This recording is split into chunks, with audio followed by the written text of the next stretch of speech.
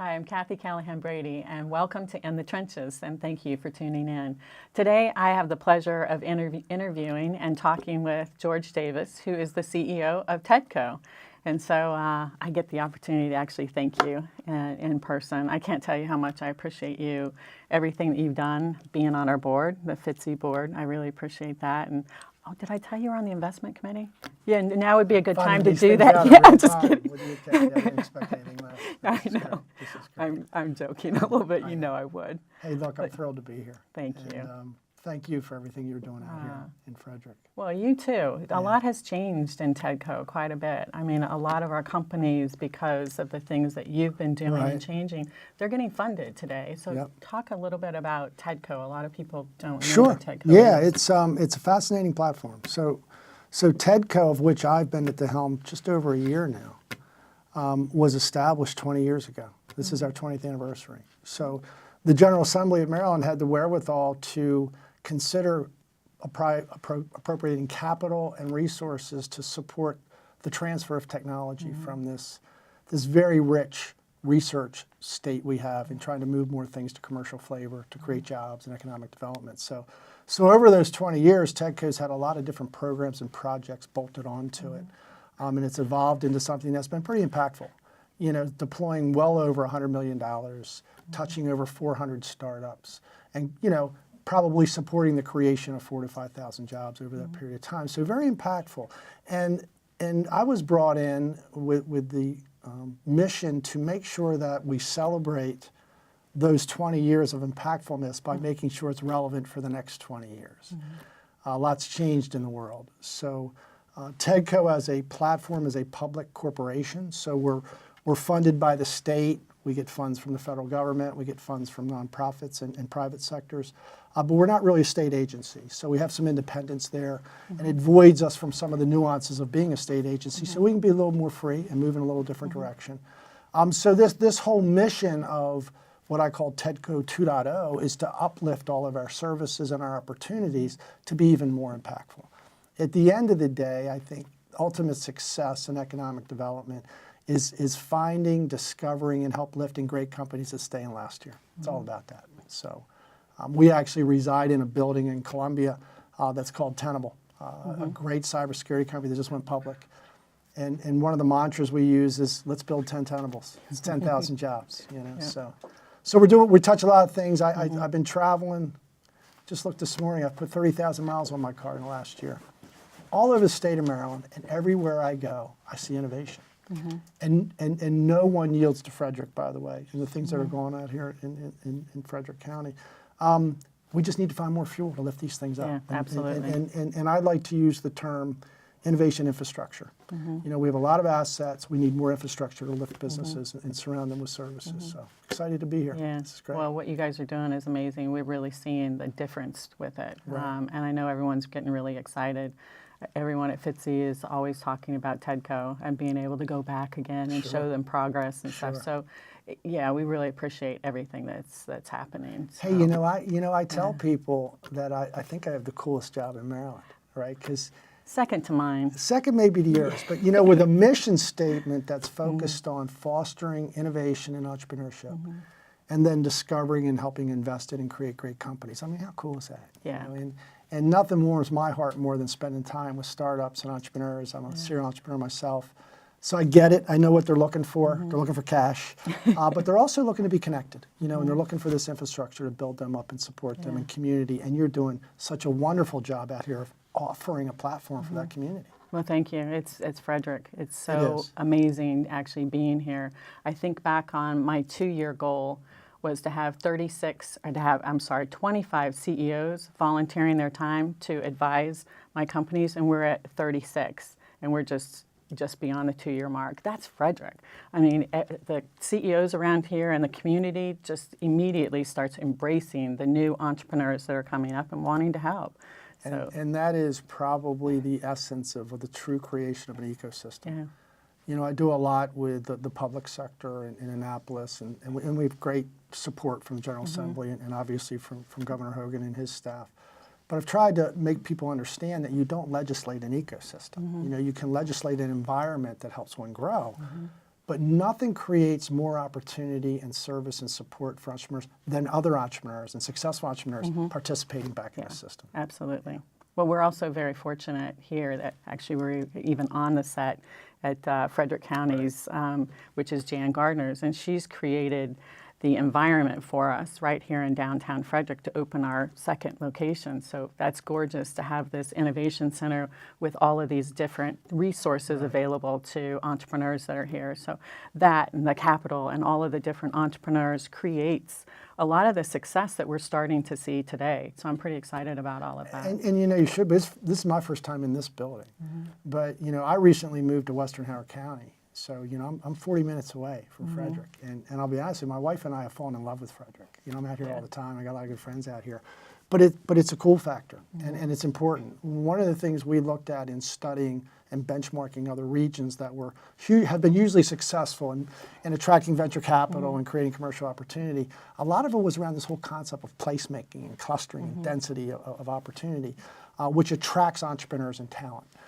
And without the entrepreneur, without the talent, you're not going to get the capital, and hence you're just not going to build a system. So, you know, walking down the street, Market Street here, and seeing where Root is, you get it. You know, it's a cool factor, and I don't mean to overemphasize or dilute it with that word. It's meaningful to entrepreneurs to be in a community with other entrepreneurs, to be in a great setting and environment, and creating a mindset of not being afraid to fail, of getting engaged in the system, taking risk, and know you have a backstop. You have a community behind you to support. That's really, really important. Yeah, I so agree.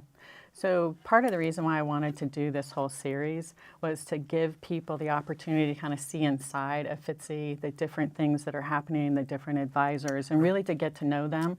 So I want to switch gears a little bit and really talk to you about being a CEO, because this is, I think, what a lot of people are really looking for is, you know, I'm starting my own company. Sure. What are some of the lessons that you've learned over, because you're a CEO running Tedco, but you've started your own businesses before. Sure.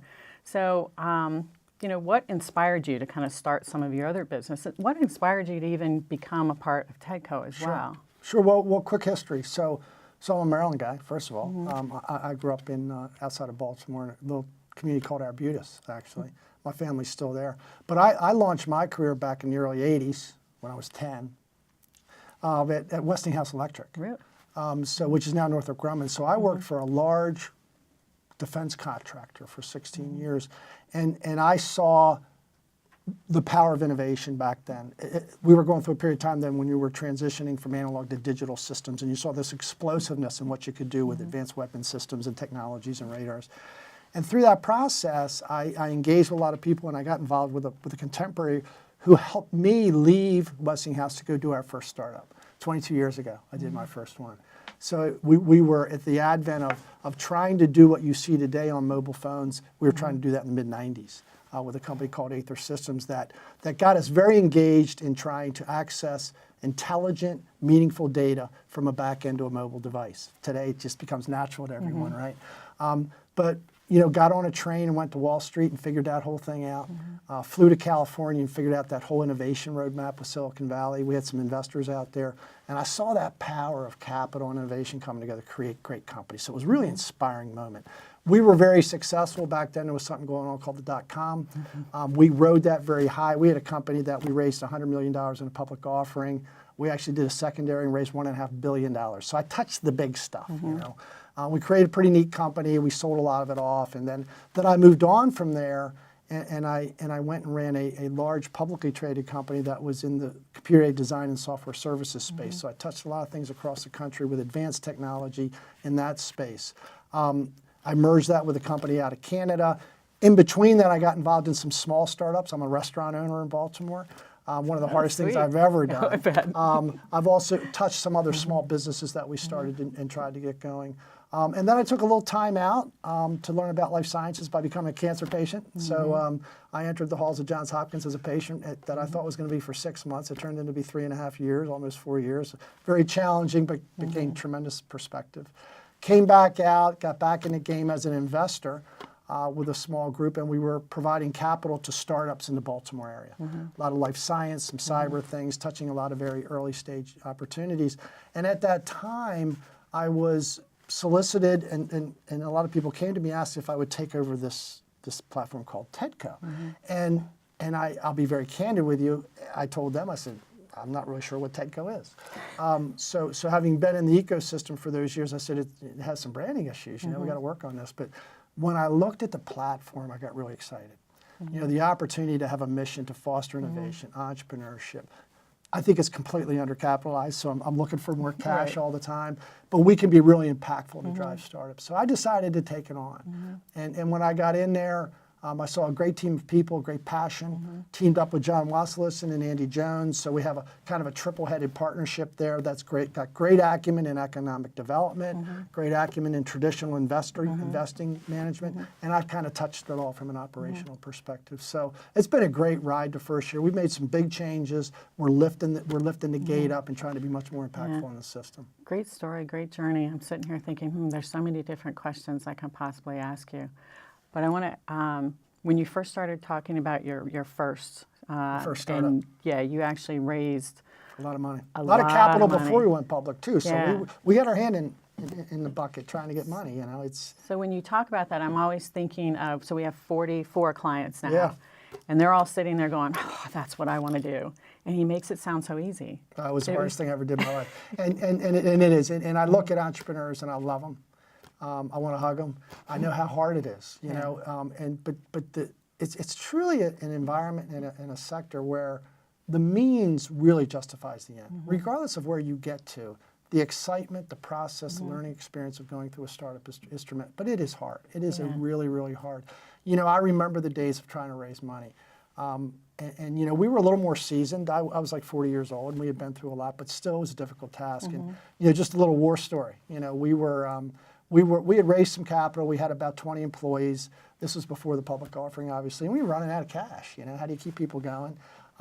So the founder and I were in New York City, banging on doors, walking around the streets, and getting no. We're trying to figure out how to do payroll at the end of the month. I mean, we've all been through this. It's really hard. It's really frustrating. It's hard. It makes you anxious.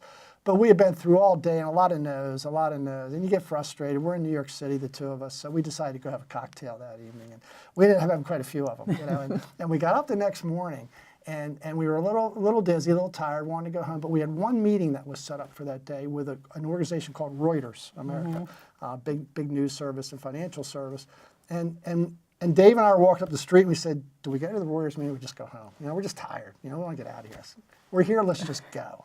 So we go in, we meet this woman, I'll never forget her. Her name was Sarah Dunn, British accent, she was from England, and she headed up this Reuters American marketing group. And I gave her a demo of what we were doing, and we were one of the first people in the world to do real-time financial trading on a mobile device. Now, back then it wasn't these cool phones, it was a Palm Pilot with a modem on it and a C device, but she was really intrigued seeing my data is out there on the wire. You know, it's really, so I had 10 minutes with her. She invites me to come back the next week. I went back up, spent 2 hours with her. 6 months later, we announced a new product called the Reuters Market Clip, and they invested $3 million in our company and saved the day. You know, I mean, I just got goosebumps just thinking about that. You could have turned my around message and gone is home. go to the meeting. Yes. You know, because you get to a point where when you're that desperate, if somebody has a nice watch on, you corner them and ask them for some money. You know, it's a really difficult thing. But I will tell you, you're going to be successful if you know your story. We are our story. And therefore, your storytellers are really, really important. And to have the enthusiasm and the passion, because at the end of the day, investors invest in people. You know, you're going to trust the fact and do the due diligence on the technology or the service or whatever, but it comes down to investing in people. So know your story. Know it well, be passionate about it, know it from end to end, know as much about the pennies in the bank as the technology to understand that you get the scope of it to do it properly, and you're going to be much more successful that way. Great advice. Yeah, it's hard though. Never give up. It's tough. Show up. Never give up. You know? Or you know when it is time to give up too. Well, that's for sure. I mean, there's nothing wrong with admitting that this just isn't going to move on. Go on to the next thing. You know, before you get completely broke and completely worn exactly. And you know, the one thing I always tell, and it's hard to do that. Sometimes it's hard to just say it ain't going to work. But one thing I tell startup entrepreneurs and those starting new businesses, particularly younger people, I say it's so important to know what you don't know. Admit what you don't know. Go find smart people that do know that and listen. Exactly. And listen and capture the essence of that. What you're doing out here with this cohort of advisors and repeat entrepreneurs, it's so valuable to a startup to sit with someone with experience in areas of like finance or accounting or marketing or IT. Capture that. It's you can't put a value on it. No, I completely agree with you. I know that part of the reason why I started it was because when I was running my businesses, I needed that. Yeah. And when you're first starting off, you can't afford it, and normally you can't influence You it. can't. So trying to put together something like what we have, and all of my clients, they realize how valuable it is, and just because they're all busy Absolutely. people. So, You know, one of the, I touched a lot of things in my career, and a lot of them were successful, a lot of them failed. And I will say, things that didn't work out were usually when we tried to do things we didn't quite understand what we were doing, and didn't admit what I didn't know, and didn't seek the help of the service to do that. So it's a really important trait to be able to have the confidence to say, I don't know how to do that, let me go get some help. Yeah. Yeah. And pay attention to details. Details are important. Yeah, that's Really for important. sure. Yeah.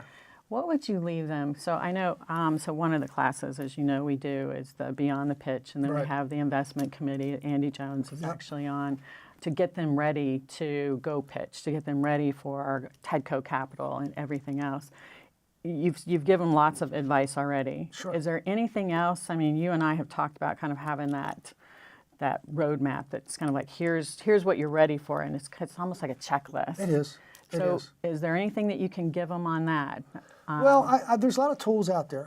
I mean, even through Tedco, you can get access to cost-affordable things like Pitch Creator and programs like that. But you know, the reality is, if you pay attention, know your story, listen, get all the data, the pitch should be a very easy thing to do. Sometimes we talk a little bit too much. We put too much emphasis on the pitch. Now, it is your story. You are in front of investors. You better get it right. But if you're having difficulty putting the pitch together, you better step back and really think about what you're doing. Take the time to know the elements in your story well enough that it should just flow. You know, I remember when we did Aether, the company we took public, and when we're getting ready to go on a public offering, it's a really crazy time, right? So we have these bankers telling us how to do the story. We're in this room, and there's 30 people around the room, and the founder, Dave, and myself, and we're sitting there, we're listening, I finally just said, everybody out of the room. This is insane. We know what our story is. And we literally made them leave, and in 30 minutes we did the pitch. That pitch garnished $1 billion raise, because we knew what we were doing strongly enough and passionate enough that you need some third party telling you how to tell your story. Now, you need third parties to help you make sure you cover A, B, C, D, right? Relative to the importance of your team, understanding of the financials, understanding of the market presence and the opportunity. Really, what I see a lot of people fall short on is not comprehending what it's truly going to take their idea to a serviceable revenue generating product. The elements associated. It feels good, it sounds good, there's a big market, but do you really know what it's going to take? And not just the effort, but the cash you're going to need to get there. The last thing you want to do is fool yourself in raising some money that you're there when you still know you got to raise another several million. Have a plan to get that, understand points along the roadmap that create value such that investors get intrigued. You know, whether it's a 510K approval for a medical device or you've launched a product or done a pilot. Those things have to become your mantra, your mission. And you have to have your entire team completely focused on a strategic, purposeful process. When you all do that, you're going to win. Yeah. You're going to win. It's obviously you're very passionate about this. I love this I know. stuff. I love this stuff. I really start do. talking about this. Yeah. We can talk forever. Yeah. God, I'd like to continue.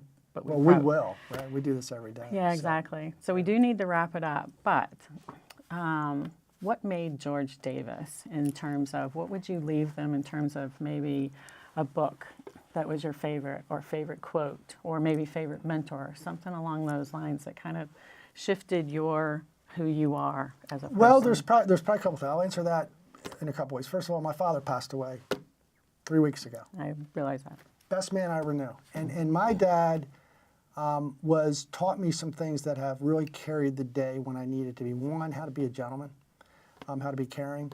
And he also used to say, anybody that can't make a quarter out of a nickel doesn't deserve to be on this earth, you know. So he just talked about that passion of being accountable and doing things, and I'll never forget some of those traits that he embedded in me. But along the way, you know, I've learned a lot of experience, listening, learning, listening to others. But if you want to talk about some books to read today, which I recommend very highly to people, there's a couple that I think, if you're starting a business, particularly in the tech sector, you know, I would focus on things like 0 to 1 from Peter Thiel, who's a great entrepreneur with PayPal, very famous. Even if you may not agree with his political situation, the guy's brilliant and he gets it. And and if you read that, you get the passion, and the understanding of how to build a great business. I think right alongside of that, I would read Steve Case's The Third Wave and The Rise of the Rest. It talks about a community of things coming together. The world's changing dramatically. And from that, I would move on. Once you've done that, there's great books like The Lean Startup, right, that we're all familiar with, How to Create a Great Business. And then one of the books that you and I have talked a lot about, which I've made all my employees read, and we built, is something called Measure What Matters by John Doerr. John Doerr was, you know, one of the founders of Kleiner Perkins, one of the greatest venture capitalists in the world, you know, helped start Intel and Facebook and Google. And it talks about this passionate approach to bringing your team together to really measure what matters, because sometimes you get so caught up in the fodder of things that don't matter that waste your energy and time. It's crazy. But when you have the entire team focused on things that really matter, great read, I recommend it to everybody. And then along the way, just listen. Capture the attention of experienced people and listen. You wouldn't be doing this if you didn't already have the passion and the spirit. You're not going to teach that. It comes with things. Listen to people. Go capture the resources you want. Stay with your passion. And if it doesn't work, go do something else. You know. Such great advice. Yeah, it's great. Thank you. You're welcome. I can't tell you how much I appreciate you. I know you're so busy to come here and to spend all the time that you do with me and Fitzy and the board. So thank you. Thank you again. Cool. So I know, it is. I love it. Okay. Thank you guys so much for watching In the Trenches with Fitzy. Stay tuned. Fitzy.org. You'll find the rest of our interviews.